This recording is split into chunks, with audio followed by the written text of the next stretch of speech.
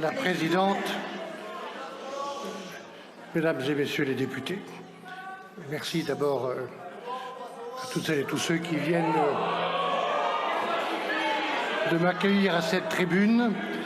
Et je vous prie, je le dis à chacune et chacun des députés qui viennent de se lever, et je le dis aussi au nom des membres du gouvernement qui sont presque tous ici, que je suis très touché par votre attitude et votre accueil.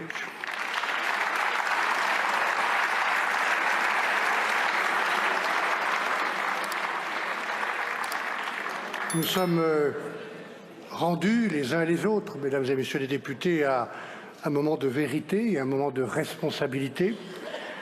J'entendais tout à l'heure le Premier ministre Gabriel Attal, que je remercie de sa confiance, exprimer le vœu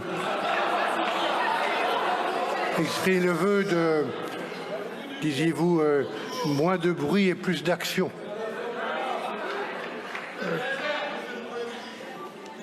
C'est compliqué ici, hein. En tout cas, moins de bruit sans doute, plus d'écoute et plus de respect, le respect que j'ai moi-même exprimé en vous écoutant et depuis que je suis Premier ministre avec la même constance. Il y a 2 jours, j'ai donc engagé la responsabilité de mon gouvernement sur le projet de loi de financement de la sécurité sociale. J'ai pris, mesdames et messieurs les députés, cette décision après avoir fait preuve d'écoute, de respect, en effet, de dialogue, ce qui a conduit le gouvernement à améliorer quasiment chaque jour son texte.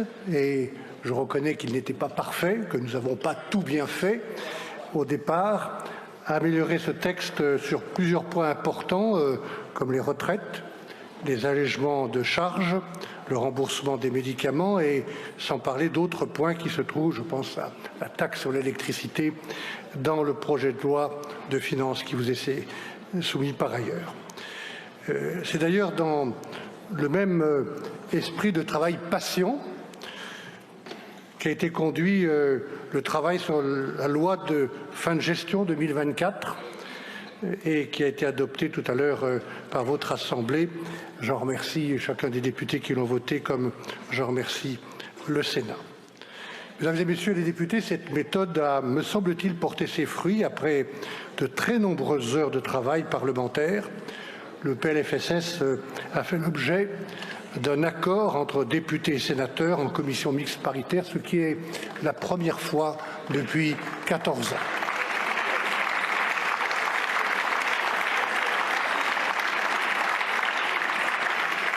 Et je veux dire simplement à Stella Dupont, qui vient de s'exprimer, que je remercie, qu'il n'y a pas eu de contournement, franchement, de l'Assemblée par le Sénat, ou réciproquement. Nous avons travaillé avec les 2 chambres et avec la même attention. Mesdames et messieurs les députés, ce texte a ainsi amélioré et répond à l'urgence de réduire notre dette budgétaire. En regardant en face la réalité de nos comptes publics, 3 228 milliards d'euros de dette, 60 milliards, ne m'obligez pas à revenir trop en arrière, hein.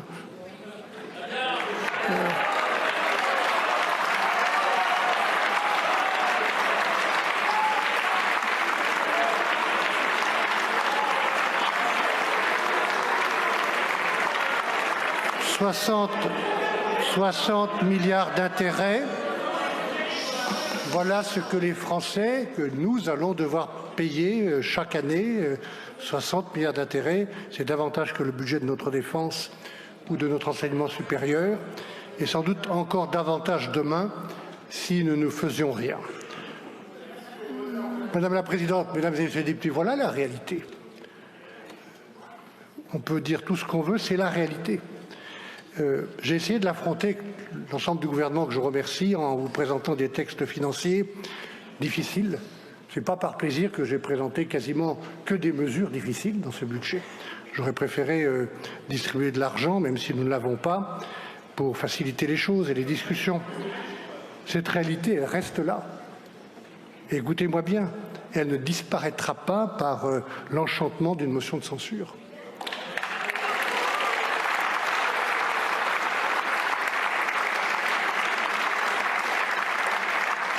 écoutez-moi bien et souvenez-vous, dans quelque temps, cette réalité-là, elle se rappellera à tout gouvernement, quel qu'il soit.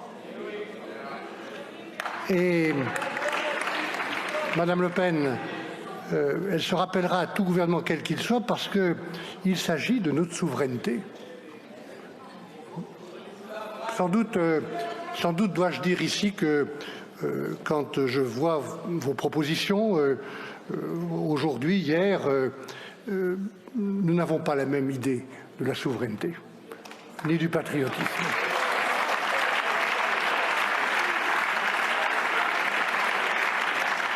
J'ai entendu parler tout à l'heure d'austérité. Qui peut croire que le budget qui est présenté est un budget d'austérité alors que les dépenses de la sécurité sociale sont en augmentation de 2,7%? J'entends ceux qui voudraient faire plus ou différemment, mais comment nous reprocher de prendre enfin des mesures pour alléger le fardeau financier qui pèse et qui va peser sur nos enfants, sur le dos desquels nous tirons des chèques en bois ou en blanc? J'entends dire que c'est un budget par défaut, mais comment ne pas voir que ce budget traduit au contraire des choix affirmés pour répondre autant que nous le pouvons, aussi bien que nous le pouvons, aux attentes des Français que vous représentez, mesdames et messieurs les députés, qu'il s'agisse des Français de l'Hexagone, des Outre-mer ou des Français, 3 millions d'entre eux, qui vivent à l'étranger. Avec ce budget, nous soutenons les agriculteurs à travers la réforme attendue du mode de calcul de leur retraite et des dispositifs d'exonération de cotisations sociales. Avec ce budget, nous améliorons l'accès des patients à la santé, par exemple en augmentant les effectifs en soins critiques, en réanimation, en néonatologie. Nous facilitons l'accès aux soins palliatifs, dont le renforcement est nécessaire, indépendamment du débat qui a été engagé sur la fin de vie. Avec ce budget, nous faisons de la santé mentale une grande cause nationale pour 2025 et c'est une priorité qui devra durer au-delà, évidemment, de l'année 2025. Nous améliorons concrètement la prise en charge des femmes victimes de violences. Nous renforçons l'attractivité des métiers de l'hôpital en rémunérant mieux les professionnels, notamment les internes et les médecins, ainsi que les astreintes et en réformant le métier d'infirmier. Nous améliorons le financement de l'autonomie à travers un fonds exceptionnel de 100 millions d'euros pour les EHPAD, un soutien de 200 millions d'euros aux départements pour l'allocation personnalisée d'autonomie et la prestation de compensation du handicap. Et enfin, nous nous donnons les moyens de mieux lutter contre la fraude, notamment à travers la sécurisation de la carte vitale et la simplification des échanges de données entre l'assurance maladie et les complémentaires. Voilà quelques exemples. Madame la Présidente, Mesdames et Messieurs les députés, ce sont les avancées de ce projet de loi. Nous l'avions préparé en 15 jours. Et je redis une dernière fois sans doute que jamais un gouvernement depuis 1958 n'avait eu seulement 15 jours. Cette contrainte pour préparer un budget. Il n'était donc pas parfait, je l'ai moi-même dit, et il a été sérieusement amélioré par beaucoup de vos amendements, souvent pris dans tous les groupes, et le résultat qui a fait l'objet de cet accord en commission mixte paritaire permet de trouver un équilibre entre 4 éléments essentiels, d'ailleurs, que Laurent Marcangeli a souligné tout à l'heure. L'amélioration de l'efficacité de notre système social, le soutien à notre hôpital et aux professionnels de santé pour un meilleur accès à la santé, la protection des plus fragiles, tout cela en veillant à préserver nos finances publiques. Pour avoir trouvé cet équilibre, je veux redire sur ce texte mes remerciements sincères à votre président de commission, Frédéric Valletoux, et à votre rapporteur, Yannick Delaire. Et aussi, je le redis, parce que vous avez travaillé ensemble dans la Haute Assemblée au président Philippe Mouillet et à la rapporteure générale Elisabeth Doineau. J'associe à ces remerciements, si vous me le permettez, les membres de mon gouvernement qui ont travaillé avec vous sur ce texte, et en particulier Laurent Saint-Martin.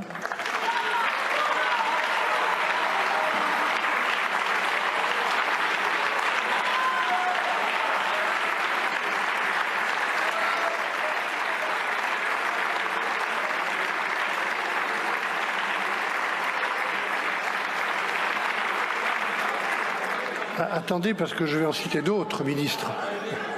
qui le méritent et qui méritent vos applaudissements. Naturellement, Nathalie Delattre, la ministre des Relations avec le Parlement. Geneviève Darrieussecq, la ministre de la Santé.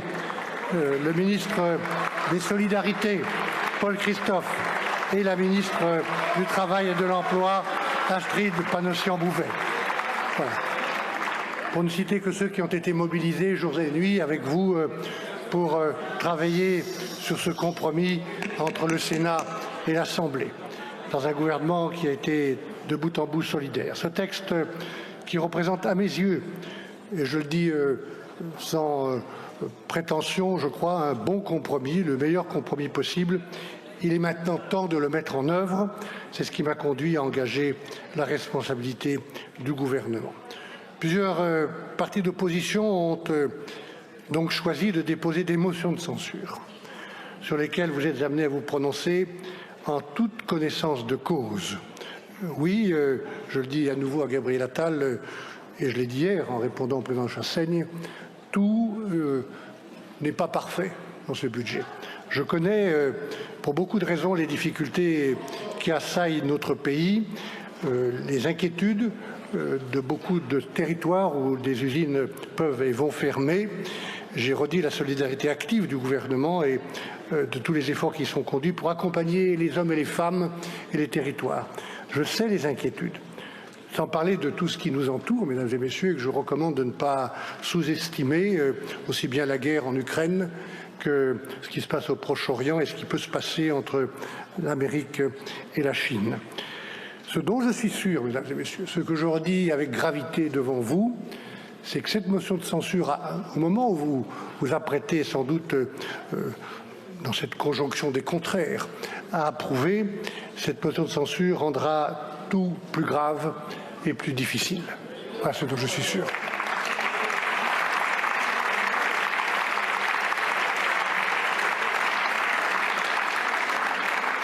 Laurent Wauquiez, que je remercie sincèrement de son appui et de sa confiance, nous a invités, vous a invités à bien mesurer les conséquences de ce vote. Et c'est ce que je souhaite dire à mon tour, si vous me le permettez. J'entendais tout à l'heure le président Marc Fesneau citer un homme que j'ai toujours respecté depuis mon adolescence, Pierre Mendès France, qui disait aussi, Marc Fesneau, ne jamais sacrifier l'avenir au présent. Ne jamais sacrifier l'avenir au présent. Je recommande aussi, au moment de voter, que vous ayez cette phrase et cette recommandation en tête. En cas de césure, les avancées du PLFSS que je viens de rappeler seraient abandonnées. Mais nous savons tous ici que les conséquences de ce vote vont bien au-delà de ce qui est contenu dans ce PLFSS, puisque l'action du gouvernement serait interrompue. Et je pense à tous les efforts que nous avons avec ténacité engagés, tout ce gouvernement, depuis quelques 2 mois, pour la sécurité, pour stopper l'immigration irrégulière, pour une écologie humaniste et concrète, pour l'éducation, pour encourager le bénévolat. Je pourrais citer chacun des ministres qui a été formidable de solidarité et de détermination. Ils ne m'en voudront pas de ne pas énumérer toutes les actions que nous avons engagées. Mais ce que je sais, mesdames et messieurs, après des mois de transition, l'été, beaucoup d'attentes, c'est que l'État s'est remis en route, l'État s'est remis en marche, que les fonctionnaires ont été motivés et déterminés dans l'action quotidienne sur des projets concrets que je vous avais indiqués ici même au moment de présenter la politique générale et la déclaration de politique générale. Une censure du gouvernement en ce mois de décembre signifierait que le budget de la nation ne pourrait vraisemblablement pas être adopté avant la fin de l'année, quelles que soient les lois d'urgence. Et cela aura de lourdes conséquences, de 3 ordres. D'abord, une perte de pouvoir d'achat pour les Français. Et nous avions fait le choix de protéger les Français qui travaillent. En l'absence de ce budget, le barème de l'impôt sur le revenu ne pourrait pas prendre en compte l'inflation. En conséquence, vous pouvez dire que c'est faux, vous verrez, et vous l'expliquerez. En conséquence, près de 18 millions de foyers verraient leur impôt augmenter, tandis que 380 000 foyers français supplémentaires seraient éligibles à l'impôt sur le revenu. Ensuite, des mesures très attendues ne trouveraient pas de financement. Nous avons fait le choix de donner des moyens pour la sécurité des Français, je viens de le rappeler. En l'absence de budget, il n'y aurait pas de recrutement de nouveaux policiers ou de nouveaux militaires. Nous avons voulu apporter une réponse sérieuse aux préoccupations des agriculteurs. Après une crise très grave que vous avez affrontée, Monsieur le Premier ministre Attal, avec Marc Fesneau l'année dernière, tenir les engagements, tous les engagements, en ajouter d'autres par rapport aux maladies animales qui se sont multipliées, au dérèglement climatique, trop de pluie ou trop de sécheresse ici. Nous avons voulu apporter une réponse sérieuse aux préoccupations des agriculteurs qui savent que je les respecte et qu'ils peuvent compter sur moi et sur la ministre de l'Agriculture. La France en a besoin parce qu'ils ont aussi une activité vitale, celle d'assurer l'alimentation et la souveraineté alimentaire. En l'absence de budget, des mesures attendues, très attendues pour leur retraite et leur cotisation sociale ne seraient pas financées. Et puisque j'évoque l'agriculture, je veux redire à cette tribune et à la place où je me trouve encore mon opposition formelle au traité de commerce avec le Mercosur.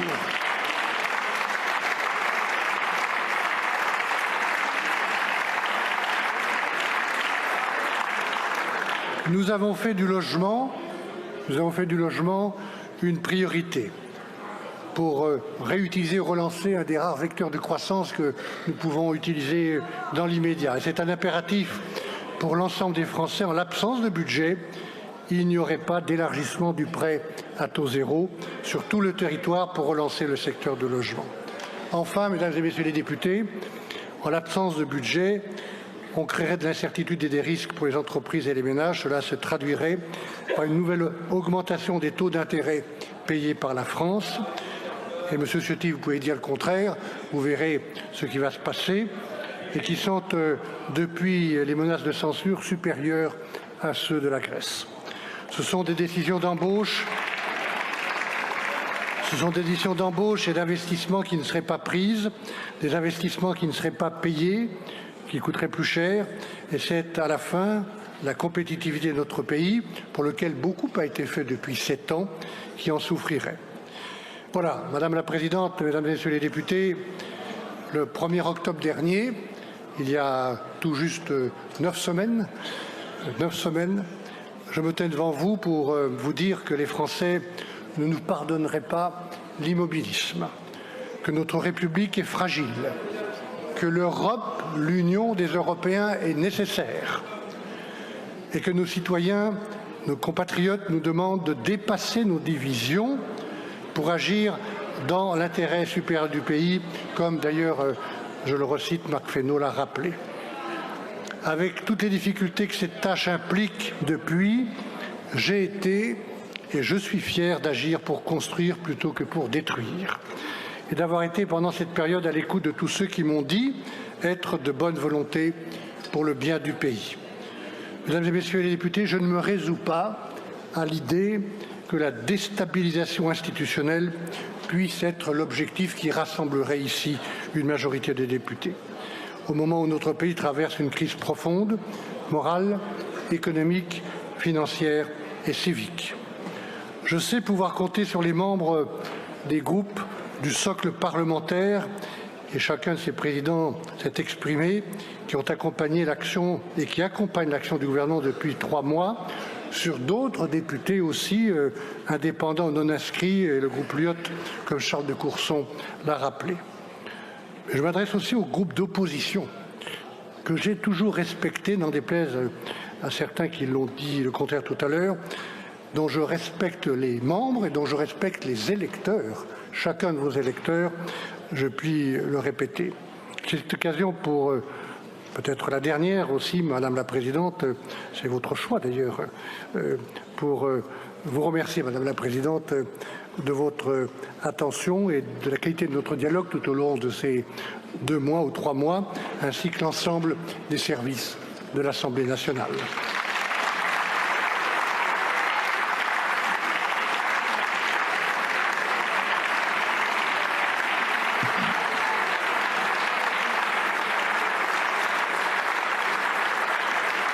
Et au moment de laisser la place à ce vote grave et important, dont j'espère que chacun mesure bien la portée, j'ai en mémoire, permettez-moi cette citation, des mots de Saint-Exupéry qui écrivait « Chacun est responsable de tous, chacun est seul responsable, chacun est seul responsable de tous ». En tant qu'élu de la nation, chacune et chacun d'entre vous devra faire un choix en conscience, celui de voter ou de ne pas voter cette motion de censure et de renverser ou de ne pas renverser le gouvernement avec toutes les conséquences que j'ai tenté de décrire. Cette décision, mesdames et messieurs, sera la somme de vos choix individuels. Des choix individuels, mais qui engagent une responsabilité collective devant la nation, car c'est l'avenir des Français que vous tenez entre vos mains. Ne nous trompons pas d'enjeu. Ce qui se décide en cette fin d'après-midi, dans cet hémicycle, ce n'est certainement pas l'issue d'un bras de fer entre l'une ou l'autre des formations politiques et le Premier ministre. Ce n'est pas non plus le sort du Premier ministre. Je n'ai pas peur, rassurez-vous, Monsieur Sansu, je n'ai pas peur. J'ai rarement eu peur dans mon engagement politique. Ce qui est en jeu, c'est notre capacité collective à faire des pas les uns vers les autres, à dépasser les tensions et les clivages qui font tant de mal à notre pays, à avoir comme seule boussole l'intérêt général. Ce qui devrait nous rassembler, c'est la politique, au sens où je l'entends, qui consiste à créer du progrès collectif, parfois de petits progrès, parfois de grands progrès pour les Français. Et la stabilité dont les citoyens, les entreprises, les acteurs sociaux et économiques ont tant besoin et ont tant envie. Et vous auriez tort, Monsieur Ciotti, de les oublier. De mon côté, et si vous le décidez, je resterai pleinement mobilisé et prêt à travailler avec toutes les volontés constructives de cette Assemblée pour donner un budget à notre pays et pour certainement utiliser les 6 mois, disons les 6 mois qui sont devant nous, pour créer un nouvel élan pour la France, créer du progrès, améliorer la vie des Français. Monsieur le Président Coquerel, tout à l'heure, vous avez choisi d'évoquer un homme que votre parti a toujours combattu, la grande figure de Georges Pompidou, qu'a cité Laurent Wauquiez aussi. Il est tombé en effet comme Premier ministre en 1962, sous le coup d'une censure. J'ai le souvenir d'un conseil que cet homme d'État, que j'ai toujours admiré en ce qui me concerne, recommandait. Dans son livre de Neugordien, Georges Pompidou écrivait qu'il fallait en toutes circonstances rechercher à préserver la morale de l'action, la morale collective.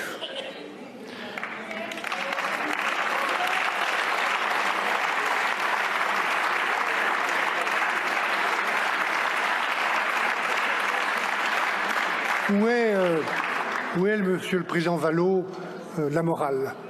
Où est l'action? Lorsque, arrivant à l'hôtel Matignon, il y a moins de 3 mois, au lendemain de ma nomination, je vous ai appelé et que vous m'avez dit qu'en toutes circonstances, et avant même que j'ouvre la bouche, avant même que je présente le programme du gouvernement, avant même que je forme le gouvernement, vous me disiez « nous allons voter la censure ».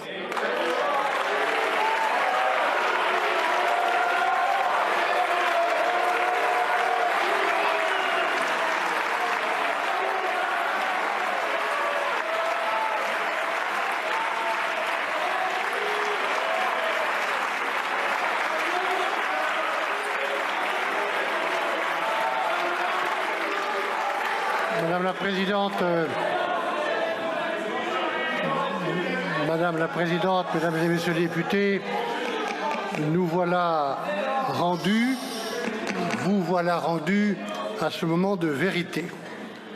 Vous me permettrez enfin, pour terminer, de vous dire plus personnellement à cet instant que je ressens comme un honneur d'avoir été depuis 3 mois et d'être encore le Premier ministre des Français, de tous les Français.